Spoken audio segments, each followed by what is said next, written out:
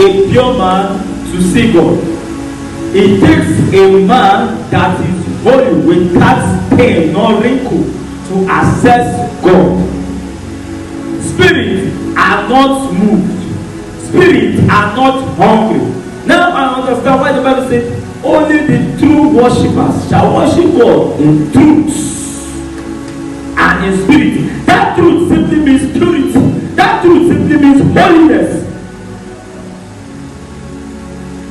An incorruptible heart. God's holy nature. You cannot tell me you are God-like and you are not holy. Then something is wrong. Yes. You must be holy. If you want to truly be like God, you must be holy. You must apply those his nature called holiness.